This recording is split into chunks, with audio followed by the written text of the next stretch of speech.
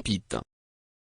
Hello everybody, welcome back. Let's have a quick look at Bitcoin then. So we broke down. So we were entertaining the idea of, I suppose, bullish retests of specific weaknesses and laying out where we could potentially go down to. So at the moment, yesterday we fully filled from the top to the bottom that CME gap. We've come up to retest the CME gap today on that wick, and couldn't take it. So it does look especially weak, I have to say.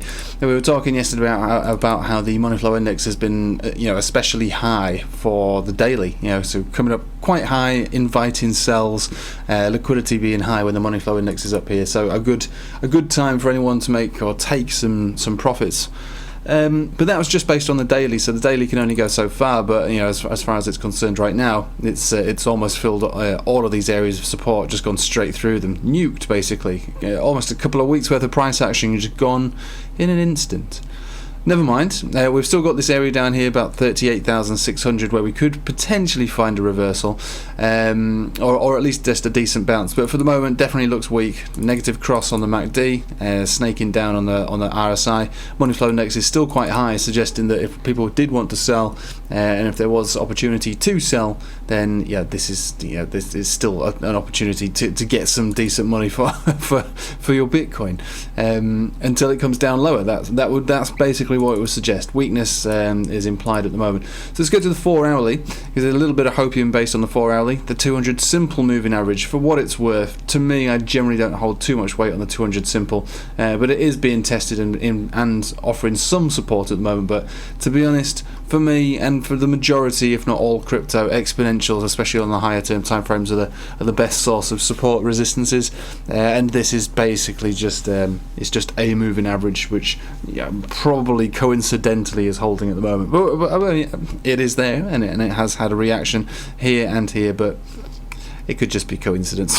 To be honest with you, it's more or less the CME gap, which is the main thing. We're still kind of dancing with the idea of being within it, but no, nothing special really going on here.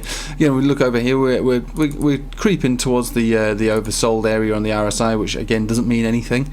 Oversold just means that it's a building block for divergence, and that's something that we could look for and hope for. But for the moment, I think it's all about dipping our toes either into the 38,600 area, where we might find a support based on this area here that was built in this uptrend. It doesn't look particularly good, I have to say. And again, it is a wait and see what kind of reactions we have from these areas. So far, we've had pretty much zero reaction from all the areas that were below us. Even the CME gap has proved to instantly turn, from what I can see at the moment, to a resistance.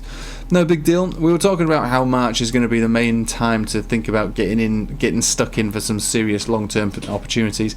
I personally want to try to see if I can take a long position around 38,600. I want to see the reaction we get from there first of all. And again, outside of this chart, we've got Russia, Ukraine, Federal Reserve monetary policy. So we've got all these other things that we have to sort of attune to, and for the moment, I suppose that does mean, so I suppose, holding off for a little bit. But I would personally, I think I would try and take a long position here. I'm not going to set one up automatically to happen, but I'll keep my eyes on the prize to see if we get a reaction from here, because I am looking for a decent reversal at some point reasonably soon. Based on a daily, doesn't look like that's possible and this particular area, but a dump or a pullback down to these zones could effectively push us up to the 46,500 zone. Again, at the moment, this is all based on simple horizontal support and nothing other than that. We do have this descending trend line which is broken. A retest of that would effectively mean lower low. so we don't want to see that either. And yesterday we were talking about how the money flow index on the weekly is pretty low. It's obviously going to continue to go low. We're going to close this on Sunday night, so Monday morning we'll see the closure, and this would be a historical new low on the weekly. So this basically refers to just the same as how we were talking about the daily is inviting sells. This kind of invites buyers, and we backtested this yesterday on yesterday's video. And we saw that, even though we had some, we always had a reaction from these lows. Whether it's 100%, this was a 100% rally, this was about a 30% rally, but then incurred a 50% drop, and this one basically marked effectively the low that went on to continue with the bull run. So there can be good reads on this weekly money flow index when it comes down low, and generally what you would expect is a low money flow index read does mean that effectively it will go back up. But the question is, are you going to be buying the bottom by buying a low read like this? And the answer simply would be no. No, you wouldn't be buying the bottom, no. But would you be buying close to a bottom? Well, we went back through it yesterday, and even though the majority of the time you would be buying close to a bottom, there was one occasion where you didn't. You bought a bottom, you had a 30% rally on price action, and then you went down by 50%, so not really. So this, even though it is hopeful, it's much better at spotting the tops than it is at the bottoms. We are particularly low on here, and so until we find a tangible low based on, I suppose, the chart and price action, then it's just an educated guess that this is going to pinpoint a low. But what it would suggest is, when it finally does turn up from this level, it will have a long way to go to reach its peak, which would suggest that wherever the bottom will be an epic move and a prolonged period of time for Bitcoin to pull its socks up, get up beyond its all-time highs, and then more. But for the moment, we do have to just pay attention to this chart, pay attention to outside forces dictating the overall direction of everything, and you know, when we really think about what's going on in the actual world, there's so much uncertainty right now that it kind of makes it more not more important, but as important as what we're looking at right here. Which means that we can't completely write off what we're looking at. We can't do that. We can't draw a big cross through it. We do have to take what we see with a pinch of salt, yeah, or a tablespoon, or maybe even a bowl of salt, really. This is why I'm saying wait off till March until we get at least some clarity with the Fed for what it is that they plan on doing.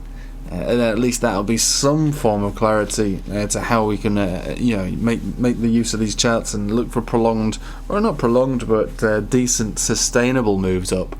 For the moment, we are consolidating from our breakout, which isn't the end of the world. It's not the worst thing you've ever seen, but it's also not particularly good. So that said, looking for new lows to form, well, looking for the downtrend to continue effectively into the 30s. The upper 30s, that would be. And the Bitcoin dominance is surprising me already, coming down to the support level on the weekly. Normally I'd expect a reaction from here as well, so if we are thinking about lower lows forming with new lows forming for Bitcoin, I think the altcoin weakness is yet to be exploited. So we are at a major support here. This is a bullish chart suggesting that whichever direction Bitcoin wants to go, altcoins will tail behind it. For the moment, we are breaking down a little bit from the daily, and this is what we were talking about a few videos back, saying that look, altcoins can do some catching up around here in the short term, and I think it's overperformed in that respect at the moment. There has been a few altcoins which we looked at on their Bitcoin pairings, XRP being one of them, to suggest breakout continuation, and it's not been disproven yet, to be honest with you. It is seeming to be okay.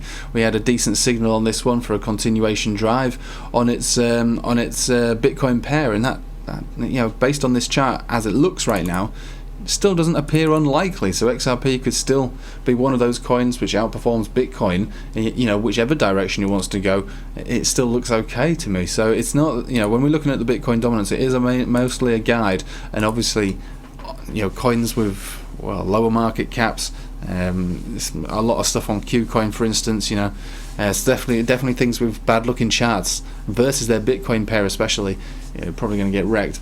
But there are some anomalies within this, and again, it doesn't mean they're going to gain value versus tether pairing in a downtrend, but it does mean that looking at XRP, for instance, it's their move up, it's consolidating, it's above exponentials, it's been supported on the 10 exponential itself, it's got Ichimoku cloud conversion baseline cross, looking for a continuation, and all of this still looks valid. So when we talk about the Bitcoin dominance, it does imply the majority of altcoins, but it doesn't imply every single one of them.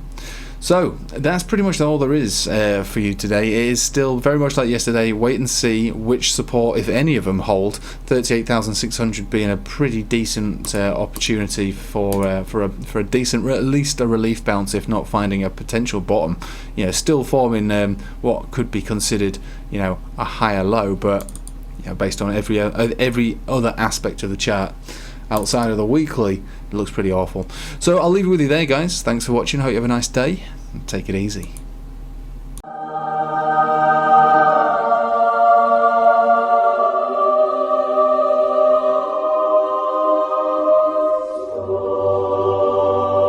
Bybit.